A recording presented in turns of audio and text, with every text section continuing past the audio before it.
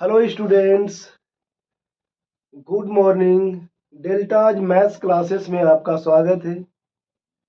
आज मैं आपके लिए डेफिनिट इंटीग्रल का प्रॉपर्टी बेस्ड कुछ क्वेश्चंस लेकर के आया हूं। आइए समझते हैं सबसे पहले कि प्रॉपर्टी क्या है और इसका सही यूज क्या है। 12th के बच्चों के लिए ये बहुत खास है, इस प्रॉपर्टी को समझना जानना। तो आइए हम देखते हैं कि प्रॉपर्टी क्या है। मैंने लिए प्रॉपर्टी लिखा है आपके लिए। प्रॉपर्टी नंबर 1 आप देख सकते हैं, इसमें लिमिट दिया हुआ है a to b f of x dx। इस प्रॉपर्टी को आप इस फॉर्म में भी लिख सकते हैं, limit a to b f t d t. देख सकते हैं कि जो यहाँ f ऑफ x है, यहाँ एफ ऑफ टी और डी टी हमने लिख दिया है ना। इस प्रॉपर्टी को आप कहीं भी यूज कर सकते हैं एज रिक्वायर्ड, एज रिक्वायरमेंट। इसलिए इसे वेरिएबल चेंज प्रॉपर्टी कहते हैं। वेरिएबल चेंज ऑफ वेरिएबल लिखे तो ज्यादा अच्छा रहेगा। चेंज ऑफ वेरिएबल्स, इस प्रॉपर्टी को चेंज ऑफ वेरिएबल्स कहते हैं कि आप अपने फंक्शन को एक्स के वेरिएबल के टर्म में न लेकर टी वेरिएबल के टर्म में लिया, अगर आपको रिक्वायरमेंट होती है तो, है ना, अगर आपको ऐसा जरूरत पड़ता है तो। क्योंकि ऐसा करने से रिजल्ट पर कोई असर नहीं आएगा। फॉर एग्जांपल आप इसको लेकर देखें, एक्स रेज टू 3, इसकी लिमिट 2 और 3 है। अगर कोई विद्यार्थी इसके लिमिट को चेंज करे, एज इट इज रखते हुए वेरिएबल को चेंज कर दे T raise to 3 with respect to T, ऐसा कर दे, तो ये दोनों का रिजल्ट सेम ही होगा, सेम रिजल्ट देगा। इसे, इस प्रॉपर्टी को हम बोलते हैं चेंज ऑफ वेरिएबल्स। इस प्रॉपर्टी को देखते हैं। इस प्रॉपर्टी में आपका फंक्शन सेम है, लिमिट को रिवर्स कर दिया गया है। जैसे ही लिमिट को हम रिवर्स करते हैं, आगे में नेगेटिव साइन आ जाता है। लिमिट को जैसे ही हम रिवर्स करते हैं, आगे में नेगेटिव साइन आ जाता है ना। इसको आप बोलते हैं change of limit.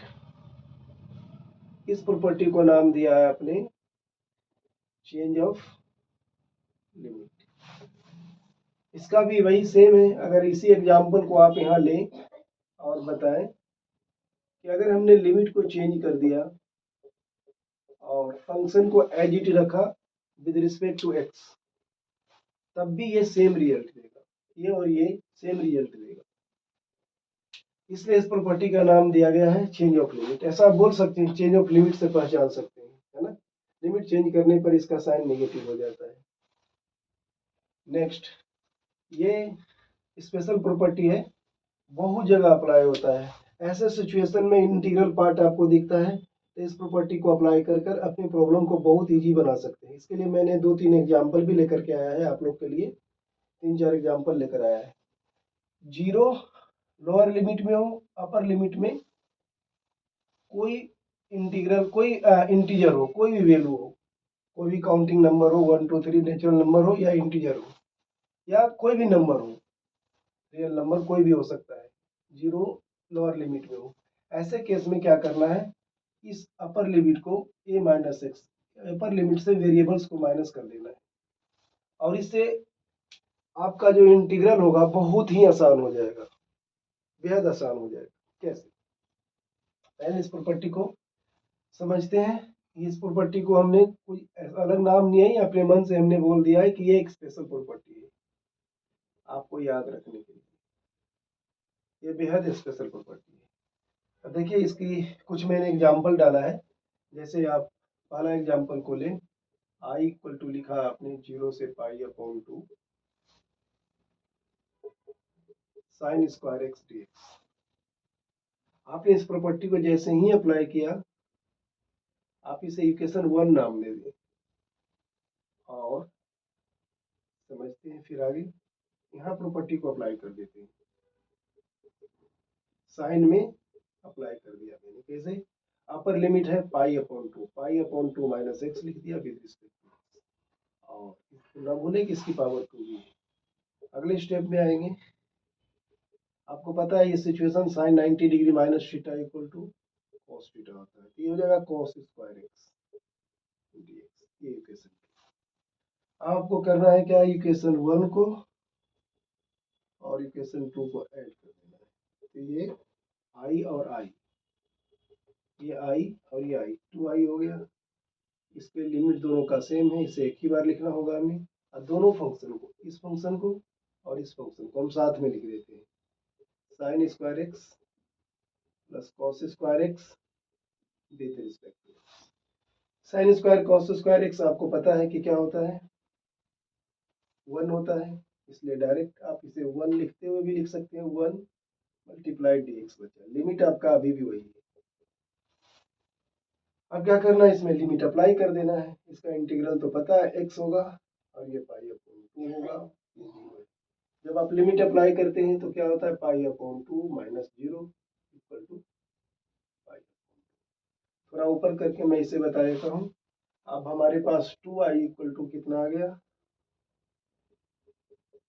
2i equal to आ गया पाई अपॉन 2। देख सकते हैं हमारे पास 2i इक्वल टू आ गया पाई अपॉन 2।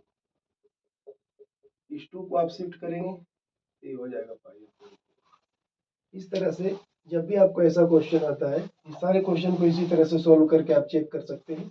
क्वेश्चन 2, 3, 4 को कुछ आपको रिजल्ट ऐसे ही मिलता जाएगा। इस प्रॉपर्टी को आप यूज कर करके क्वेश्चन को इजी बना सकते हैं, अपने इंटीग्रल प्रॉब्लम को इजी बना सकते हैं। अब 0 से ए लिमिट को लेकर के अगर इस टाइप के क्वेश्चन आते हैं तो आपको इस बात को खुद पहचानना होगा कि अप्लाई करने के बाद क्या वो रिड्यूस होगा। अगर रिड्यूस हो रहा है तो उसे अप्लाई कीजिए, क्वेश्चन को छोटा बनाइए, कोई नए फॉर्म में लेकर आइए जहां से आपको समझना आसान हो जाए। तो ये आपके लिए क्वेश्चन लेकर के आया था, कुछ प्रॉपर्टी आप इसे देखें, समझें और बचे हुए क्वेश्चन को ट्राई करें। Okay, thank you.